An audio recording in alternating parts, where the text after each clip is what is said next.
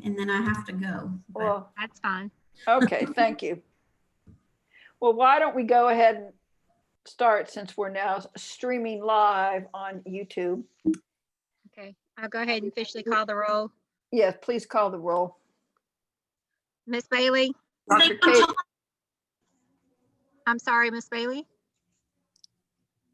Dr. Cable?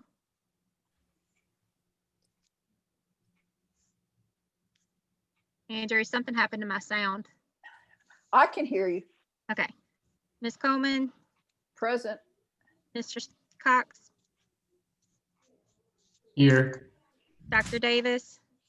Present. Miss Grubb? Here. Dr. Henderson? Miss Lawson? Present. Miss Talbert? Miss Merricks? And Miss Phelps? Here. You have 7, which does represent a quorum. Thank you. All right. First item of business is well, you've seen the certification of the virtual meeting for all of that. So that was done. Thank you, Rhonda, and the roll call. Thank you for those of you who are with us today. Do we have any introductions or announcements before we approve the minutes? Approval of the minutes from July 14th, 2020. Get a chance to look at them. If so, then we'll need a motion to approve the minutes. So move. Thank you. A Right there. second? A second, please? Amy Cable, I second. Thank you. So it's been moved and seconded to approve the minutes. All those in favor say aye. Aye. That's good. Motion's approved. All Miss right. Coleman, Miss Yes. Coleman, I just want to make a note that Miss Bailey has joined. Okay. Thank you. I can't see it. All right. Then we go to public comment. Do we have anybody from the public? Andrew, have we received any public comment on our page or on the YouTube channel so far? No. No public Thank comment. you. Moving on, program. And the first I have is the ABLE reports. Miss Underwood. Morning.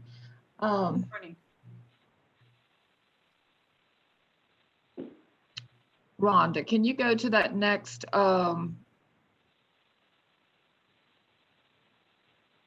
There we go. Okay.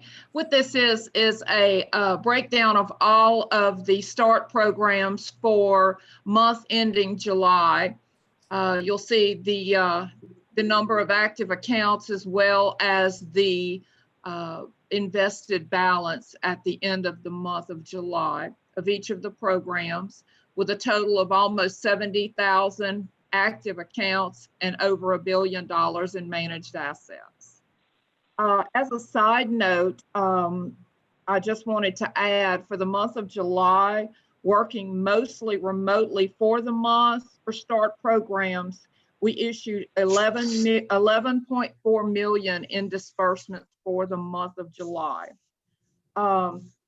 Also, we have a new payroll coming on board, LCMC Health out of New Orleans, and they manage 6 hospitals and with a total of 11,500 employees that they'll be introducing the START 529 programs to for payroll deduction. So we're very excited about that. Also, the city of New Orleans, we were working with them and then COVID struck. So we're back, they're about to roll out the introduction to their employees as well. So that's an additional 4,600 as we had mentioned previous. Any questions? That's fantastic to get those partners with the START program. Absolutely. Thank you. Thank you. Good morning, everyone. Good morning. So for my public information and communications update, I wanted to just highlight our 5-point match video series. I mentioned this last meeting, but we finally finalized the videos. And so I wanted to just again share how we are thankful for the Louisiana Board of Regents Council of Student Body Presidents, including Stone Cox is here. But just to give you some background, we featured 7 of the Council of Student Body Presidents, and we went on ahead and recorded their videos to share their stories on what college was like for them, and process that it took for them to prepare for college to be successful, because we wanted to show an inside look for our Louisiana Gear Up students, our Louisiana Field Outreach Services students, and all of the students, middle and high school students in Louisiana, give them an inside look at what college is like and how to prepare for it, tying it to our 5-point match. So this was just brief descriptions of aptitude, skills, and interests as match point 1, academic, match point 2, cost of choice, match point 3, social and emotional, match point 4, and then our retention match. And I wanted to share one video. It's about 1 minute and 20 seconds from Rachel Laudigar. Let's see. And she attends University of Lafayette. As early as my sophomore, junior year of high school, I had parents and teachers suggest to me that maybe a major somewhere in the liberal arts that would get me into law school. Those things all kind of, pricked my ear. I went into all of my preview days here at UL as a prospective business major. But it was actually a current student that I was friends with. He was in his freshman year and I was in my senior year of high school, and he was a political science major. And he said, Rachel, you would absolutely love this. You would love all of these classes. This is the way your brain works. This is what you talk about all the time. You should seriously consider majoring in political science. The idea that I could actually take classes on what I was so fascinated in every single day. So it was a no-brainer. I declared my major as political science. And I was over the moon. And maybe that's partially because I already love it so much, so I'm willing to put so much of myself into my classes and not just do the bare minimum to get the grade that I want, but really try to do something that I'm interested in, that I believe will make a difference. I'm Rachel Laudigar, and I'm a Raging Cajun. For more information, visit unlockmyfuture.org.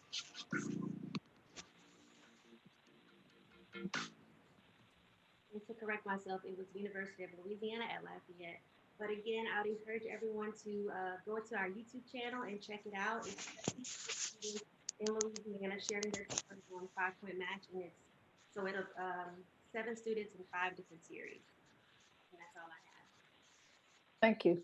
Thank you for that's interesting. And obviously, I think hopefully appeals to a lot of people to help students, prospective students. Okay, any questions, other comments? Okay, moving on.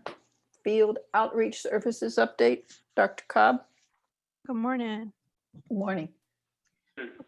So in this update, we'll go over our virtual boot camp. So the technical assistance that we provide to schools that we support, that we actually transformed into an online experience. So we'll go over that. Our Explorers Club update, virtual student network group orientation that we're doing, dual enrollment pre-ACT, our Complete LA partnership with Louisiana Gear Up, and also Gear Up Summer School. So next slide, please. So we actually usually bring our schools in twice a year. We do a boot camp in the summer, and as you can see, it was a 2-day training. And for the first day, we actually brought in our professionals that we work with on our college and career readiness activities. So there were about 130 attendants, and this was specifically targeting schools that we support for 6th, 7th, 8th, 9th, and 12th graders. We serve over 24,000 students in those grades across the state. So we brought them in and went over the program, how it would look this year with all of the changes, and learn from them in terms of how they're engaging with students and how we can support them in their engagement. The second day, we brought in our Louisiana Gear Up professionals, which was about 138 professionals from across the state. And I tell you, we were very pleased that these professionals came together to make sure that they were abreast on the program requirements for this year. Again, primarily our Gear Up students are in the 10th and 11th grade this year, and they are also in the first year of college. In Sabine, we have students who are in 6th through 12th grade. Next slide, please. So this slide is about our Explorers Club update. We were very pleased that our college and career clubs or our Explorers Clubs that we have in Gear Up schools was actually featured in a nationwide publication. So this is INTE, who provides technical assistance for the 146 Gear Up programs across the country. They actually featured Louisiana Gear Up in their Inside Look of College and Career Readiness Club activity. So the clubs that we actually have in our state, in our Gear Up schools, they focus on 4 concepts. So students' academic success, their advocacy efforts in terms of why Gear Up is important for students, their behavior and leadership skills, and their college and career opportunities and progression. So in this particular publication, it focused in on 4 of our schools, and each one of these schools had their unique way of actually, engaging students during the this COVID pandemic. This was from the end of last year. So as you can see, Carroll High School used the Dream Board. Lincoln Prep used more of a quiz through one of the lessons through College and Career Clubs, that curriculum, keeping students abreast of, their academic terminology. Manny High School used more of a blog approach, making sure that students understood, how communication is so important, during, times like this. And finally, McKinley High School at the bottom really used a really neat approach that's called Think, Talk, and Let It Out. So, students were able to express, how they were actually dealing with COVID in terms of, something as simple as wearing a mask, something as simple as, how their teachers were actually engaging with them, which is very important. If we're going to support our students, we definitely need to know how they're thinking. Next slide.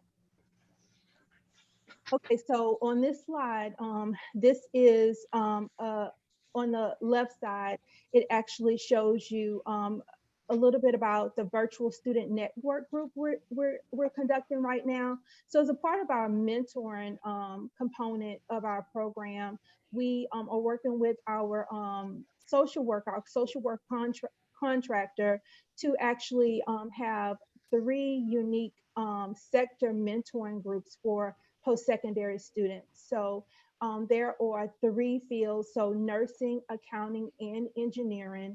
We've recently launched this campaign, and it's going really well, and we're really pleased about it. Livonia Malvo is our social worker, and she had actually started this a version of this with her NSU students from St. Landry Parish. And she actually approached Dr. Butte and myself in terms of how can we scale this? Is this something that you all would like to do, for the students that you actually support? And we definitely said yes. This is definitely something that we know our students can benefit from. And so one of the ways that we actually, before we put them into their sector groups, we actually do an orientation. As a matter of fact, Dr. Butte and I actually was in one of the orientation sessions last evening, whereas students learn about the program, and then they're placed in one of the 3 support groups according to their program of study. As you can see with the quotes on the screen, one NSU major basically said they were struggling with internships, and definitely hoping that this is the answer and also a UL nursing major saying, hey, I'm at the end of my program. So definitely looking forward to how this program can connect me with, life after that. And I can tell you just from the session last night, we had a gentleman who is an engineer on the call with the students, and he represents Entergy. And one of the things that he definitely spoke to the students about last night is about making sure that he can help them with identifying internships. So very pleased about that. And also with the nursing majors, we had several nursing practitioners, educators, experts on the phone with them as well, and also in the accounting field. So I'm very pleased about that in terms of how we're able to help students in that area. And on the left side of the screen, you'll see this is actually a graphic that Brittany Shop created for dual enrollment. As you know, due to COVID, some of our standardized testing was not able to be done in the spring. But one of the things we did via our Gear Up grant was to actually conduct the pre-ACT. We were scheduled to do one sitting in the fall and then another one in the summer. And so with that, we were able to we were able to help identify students who are able to take dual enrollment courses. So with our post-secondary partners, the ones you see on the screen, we're actually working with them to make sure that those students are, in dual enrollment, can take dual enrollment, know how to take dual enrollment. Our schools that we work with as well, we're in the process of working out a date for a panel discussion so that the schools understand, okay, so these are the Board of Regents policies, now because of COVID, but these were the existing Board of Regents policies, and these are the actual post-secondary institutions policies and procedures in terms of admitting, and this is how we can support that. Next slide. Also, I believe I mentioned this before. We actually are working with the UL system with their Compete LA program, where they actually help students who have some college education but haven't finished their degree, or they may have a 2-year degree and haven't finished and want to pursue a 4-year degree. So we have former Gear Up students who actually who have funds, scholarship funds that are deposited into 529 college savings plan accounts. And we wanted to make sure that they understood that, hey, you still have these funds, and this is one way that you can actually use those funds to matriculate in one of these institutions, and to let them know that, hey, you get support through a counselor, and a lot of benefits for actually being a part of this program in terms of the wraparound services that they're doing. And with that being said, we have in communication with them, we've received feedback or communication from students wanting to actually complete their degree or enroll.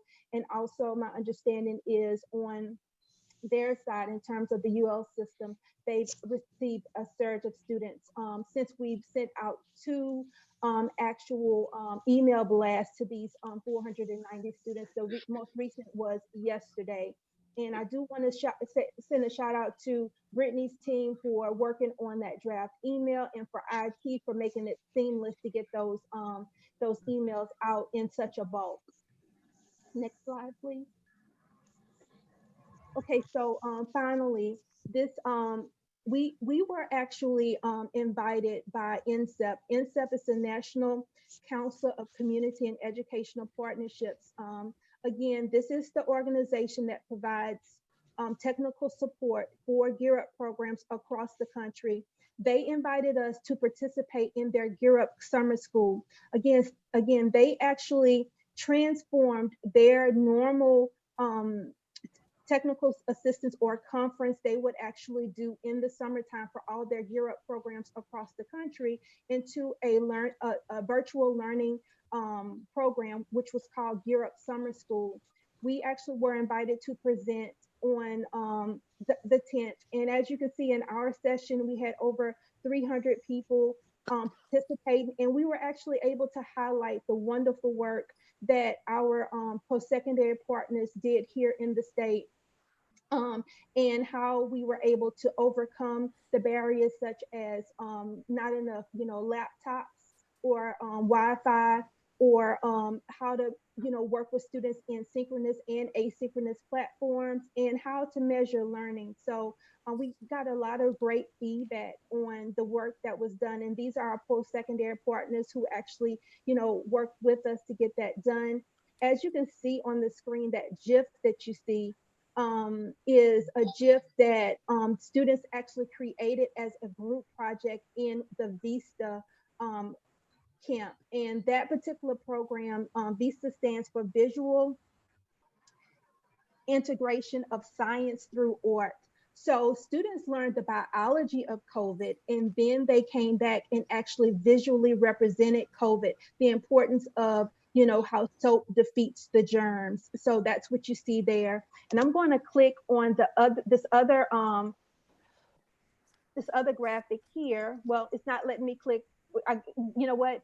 Rhonda's in control. I don't know if you can click it, but where you see those cups, or that is that's a project. Oh, now you can see it. That's a project that students did on, renewable energy sources. And so they actually made that windmill, and that was something that they used. They sent kits home to these students so they could get their hands-on activities, and then they actually sent, photos, videos back in of what they learned. So I'm very excited about that. In the last little blurb, you see the reflection, because again, this session was about how do we measure learning, with our summer programs. And this was really very reassuring to us when we saw that this student said that math was fun, that they had an aha moment when they realized what they remembered and what they didn't remember, because the main reason we do summer programs is to help them, so they don't, forget what they've learned in the previous school year. So that's what I have. Thank you so much. No. I just want to note for the record that Ms. Merrick's did join. Oh, okay. Thank you. Thank you. And I would be interested knowing sometime, not today, because I don't think I catch you unawares, and then maybe at a fall meeting, how you particularly and other staff, everybody, how our students are actually doing with all of this COVID stuff and the adaptation. I would just be personally interested in kind of your thoughts on that, because I think that's going to be an important question coming down the line. And as LOSFA people, you may get insights because you are actually working with students in a different kind of capacity. Does anybody have any other comments or questions? Okay, I guess we can move on to the next one, the updates, scholarships and grants. Good morning. This is Deborah Paul, Scholarship and Grant Director. The first screen is an update on our two of our special programs, the BESID Tuition for Teachers program. So this summer we were able to pay 6 teachers to take courses related to STEM related fields. And that's the billing amount $5,524.41. The Department of Education chooses the recipients, and then we handle the billing and the coordination with the financial aid staff for those students who are chosen for the BESID program. The Louisiana Gold Grant for the 2019-2020 academic year ended. We have a remaining balance of $5,050, but that's because a refund was sent to us after the deadline to award additional funds to use that. We had expended the entire allocation of $28.4 million. But once we get in late refunds after a certain period of time, it becomes income not available. Are there any questions regarding the BESID tuition program for teachers or the GO grant? Next slide. The John R. Justice update. For the new members, I think we have a new student member. attorneys who work as either prosecutors or public defenders. I'm sorry, public defenders or prosecutors are awarded funding to help pay off their existing student loan balance if they work in public service. So for the John R. Justice Program, out of 11 applications from 5 circuits, which is spread out across Louisiana, we received 4 service agreements and dispersed over $15,000. We have 1 remaining award to make for John R. Justice, and that's for $3,900 for a public defender. And we have until September 30th, and we are well on our way to reaching that additional applicant with that. Some of the delays have been because the Louisiana, well, federal and state tax deadline was extended to July 15th. So that gave those attorneys additional time to file their taxes. So we have 1 award as a public defender for $3,900. On the prosecutor side, made 9 of the 11 awards. 9 of the 10 awards. We have 1 remaining award for $1,950. So once the during the application process, the attorneys give us a listing of their outstanding student loan debt, and the one with the highest balance is where the funding goes to for the JRJ program. And the last program I'll talk about this morning is the Go Youth Challenge grant program. And this program awards students who have completed the Youth Challenge program at one of the state sites across Louisiana, either Coralville, Minden, or the Pineville site. So once they graduate from Youth Challenge or finish the Youth Challenge program and finish high school, they're eligible for a 2-year grant, and they can attend either a program in the Louisiana Technical College system or a 4-year public institution, as long as their chosen major leads to a 3, 4, or 5-star job. So for the fall, we had 21 recipients for $34,000. Spring, 22 recipients for $39,000. So our academic year totals 43 recipients for $73,000 in Youth Challenge funds. Any questions about that? That's a pretty significant increase over some previous years, originally a long time ago, isn't it? Yes, it has, Chairman Colvin. And one of the reasons for the increase is because students can now attend 4-year schools. There's some misconceptions that if the student went to the Youth Challenge program, they were behind academically, and that's not the case. Most of these students were good students. They just needed some structure in order to compete to their full potential. And when we visited the site, Dr. Boutte had organized a visit there probably almost 2 years ago. And we had students who had, ACT scores that would qualify them for TOPS awards. But at that time, they could only use Go Youth Challenge for a technical degree program. But we had students who wanted to be engineers, computer scientists, nurses, and so forth. So when the program was changed to allow them to attend a 4-year school, that's attributable to the majority of the increase for the Go Youth Challenge. And that's a good thing. Thank you very much. Anybody else have any questions? Okay, thank you. Let me move on to TOPS then.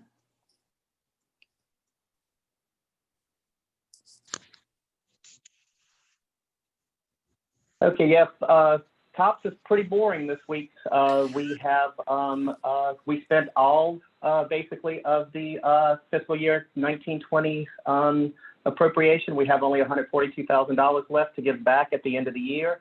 That's 99.95% of the TOPS allocation that was expended, and we paid every invoice that we possibly could until the final day of closeout. So the benefit of that is that we have the entire $319 million of the 2021 allocation still available to us this year. So given all the uncertainty of this year, I am very happy to have a little bit of, hopefully a little bit of leeway there with the available TOPS allocation.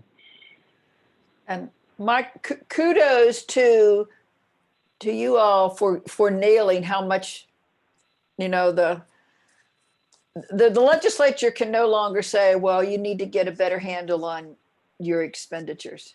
You nailed it. Well, they given all of the uncertainty for this, thank you, by the way, but given all the uncertainty for this year, I'm almost certainly wrong. it's $319 million, maybe too little, too much, but we don't know what's about to happen this year. No, no, you don't know that, but you I have. do appreciate you saying that. Yeah. Obviously, the methodology, what you have done in the past, and legislators, we tend to have all short memories. What you did in the past worked. Here, look, let us show you this year, prior to the upheaval of COVID, look what we were able to do. And that's an important point too, for Yes, everybody to remember. Congratulations on that.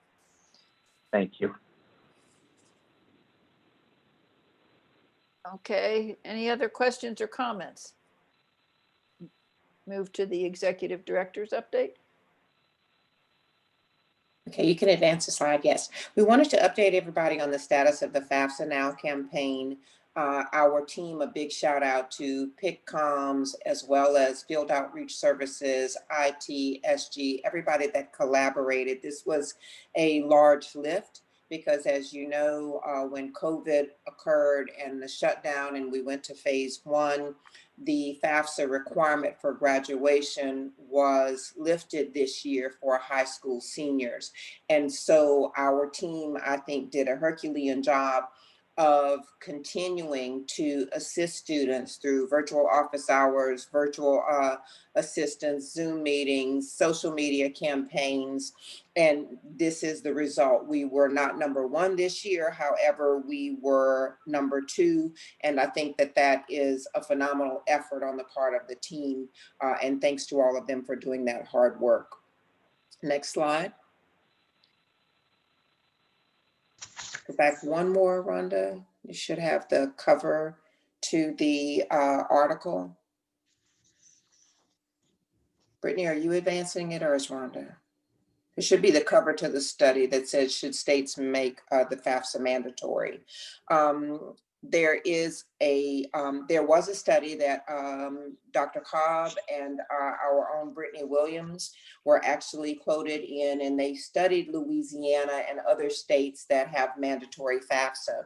So we got a lot of kudos for the policy effort in having mandatory FAFSA, but one of the things they talked about with Louisiana's policy is that the FAFSA deadline, of course, for TOPS as well as graduation, graduation is perceived as students graduate in May, so that's when you need to complete the FAFSA by that time for graduation requirement.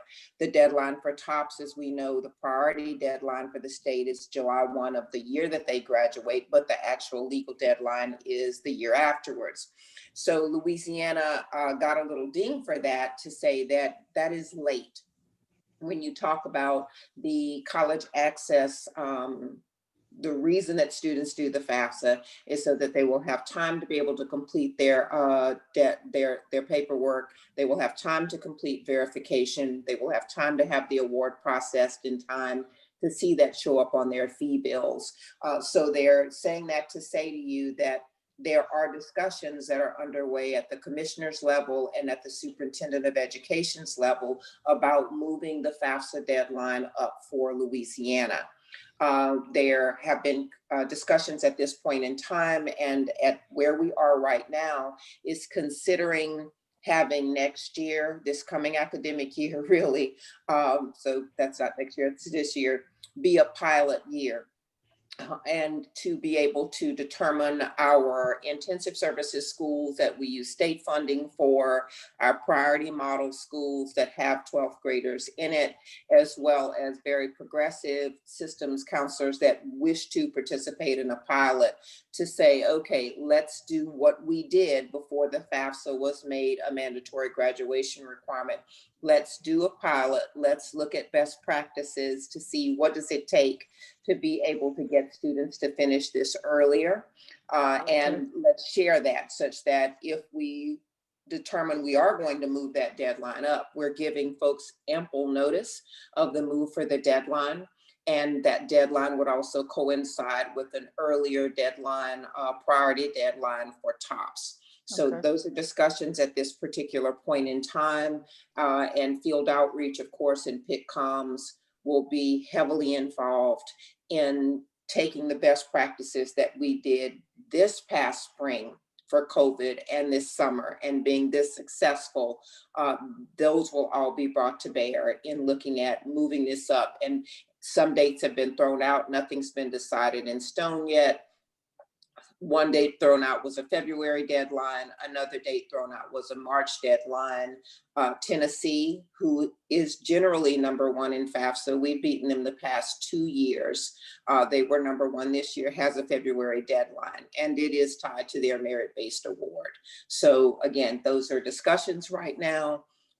When there's a formal announcement, if there is a formal announcement, we will certainly keep the advisory board members informed. Thank you. So, I have a comment. Sure. So I think that's great. We would love to partner. If this is something that you guys are trying to pilot, we would be happy to pilot our priority deadline for the FAFSA for institutional aid. That would be amazing. Yeah, so just let me know. We'd be happy to partner. Because, and Amy brings out an excellent point. One of the things that when the commissioner discussed this with me, I said, okay, for this to happen, two fundamental mind shifts have to occur. We have to not think about the FAFSA as just a graduation requirement, meaning that's May. And we have to think about it as, yes, although it's a graduation requirement, the reason you're completing this is so that any first come, first serve aid you're in line for. You have a longer runway. It's a college access means to an end. I said, and so we have to have that mindset shift with our partners at the post-secondary level as well as the secondary level. And that, so Amy, this would be huge. So that's the philosophy thus far. Thank you. Thank you, Amy. Any other questions, comments? Okay. And that's it. Mm-hmm. Okay, and now we move on to new business, exceptional circumstances. Robin? So we provided 7 recommendations for approval this month for the request for exception to the 24-hour requirement, the continuous enrollment requirement, and the requirement that students don't resign during the semester. If you've read them, there were 2 based on COVID-19. While we're doing exceptions, I will let the entire group know that we have added a page to the exception request form that provides the students with more information about the documentation that will be required for an exception based on COVID-19.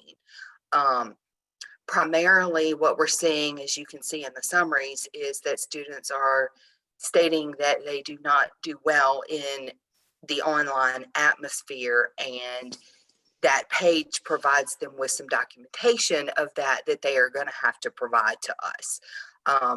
Obviously, if the student has a learning disability and is unable to learn online, that will be handled in our subcommittee because that's going to be considered a temporary disability. But if it's circumstances such as the ones that we have in this meeting, where a teacher says, I saw this student break down, they were not learning, their grades slipped, they were in tears almost, because of that atmosphere, that's going to come to you all and then go to the Board of Regents if it is approved here. A question that just, and I appreciate you giving that update. And first, does anybody have any questions or comments on these 7 recommendations for approval?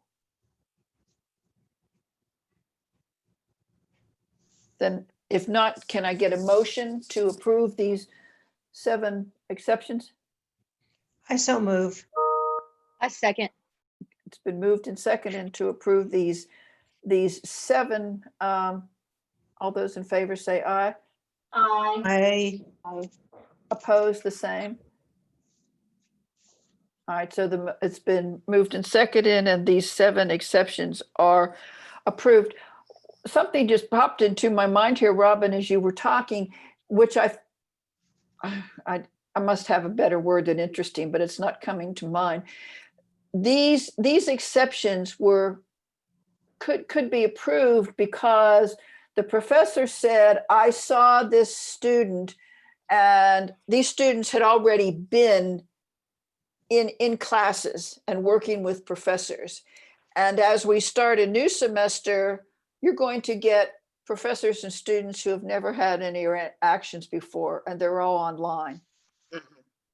Yes. And they're not going to be able to say, I saw this happen and the student went from this to this, because it's going to be a new for everyone. And I think that'll be very difficult. Hopefully, maybe there won't be many. I don't know.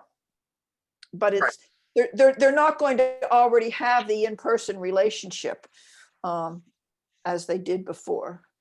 Yeah, that's very true. And that's why we still provide for that temporary disability exception. Yes. Because if the student is really having that much difficulty, they will likely see a counselor or a psychiatrist or even their general practitioner to, try and get some help regarding that anxiety. And if there is none to be had, then hopefully that doctor would write a letter such that that student could get an exception based on temporary disability.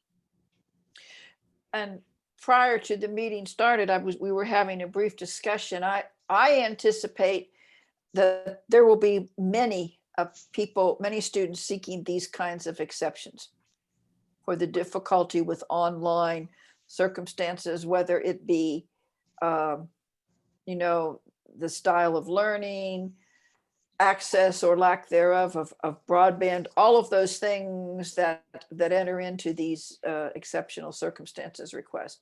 Anybody else have any comments or questions on this, the things they want to add? I'm sure the people who are campus based, and that's most of you but me, are going to be able to give us some enlightenment in a couple of months how this is working.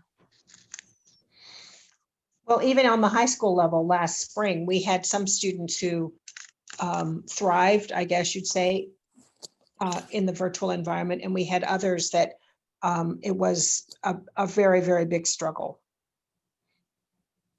Yeah. And it's very, this is just my personal note here, it's very difficult to, Louisiana was so far behind. I mean, Senator Mizell did get things moving, and the bill was passed to eventually expand the broadband access, but that's going to take a while for the co-ops to be able to do that. And it's a sad commentary when we have to have students, be they high school or college, driving up to the senator's office and using her Wi-Fi hotspot in order to attend classes. That's just something that's truly makes this more difficult for everyone. Okay, so anybody else have anything they want to add here? Okay, now we move on to the last one. Robin, do you need to outline this for us? Yes, ma'am, I would like to. So this one is a little bit different. You see there that staff is recommending denial, and we are doing that because we have to. The administrative rules provide that a student has until the January 15th following their final FAFSA deadline to provide all documentation related to their initial eligibility.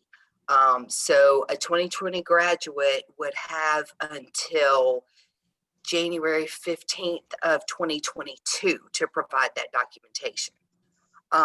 In this particular case, the student had some difficulties with INS and her Social Security number such that it was not matching on the FAFSA. And when the parent and the student realized that there was a problem, they tried to get it fixed, and they were told this should not take very long, but it did. And the student was unable to get us the documentation that she needed to demonstrate her eligibility until the last couple of weeks. The advisory board may overturn staff's recommendation and it will go to the Board of Regents for their final determination. But as I said, because the administrative rules say what they say, staff must recommend denial of this request. Robin, do you get very many of these kinds of requests? No, ma'am. For this particular deadline, this is the first impression. You have seen in the past an exception to the requirement to provide the application to return from an out-of-state university a little bit late. And those are not due to the student's fault. You have also seen one, I believe, to the deadline, the FAFSA deadline as well. And that was also an issue with the federal processor, if I'm remembering correctly. So at this point, I guess my question was, at this point, there is probably no reason to consider seeing if this board needs to support staff or try to make any kind of rule change. You're able to handle these one at a time. Yes, ma'am. It's not an overwhelming task. No, ma'am. It is Okay. not overwhelming. Okay. Well, okay. So what we need, board, if this meets with your approval, what we need to have, if you want to grant an exception, we need to have a motion that we make sure I get this stated right, that we overrule overrule the staff's recommendation and recommend that this student be approved for this exceptional circumstances. How does, Robin, do you need to phrase that better for me? That sounds fine. Okay. So we need a motion to do that, to overrule the staff's recommendation for denial and to follow up that with approval for the exception. Can I have a motion?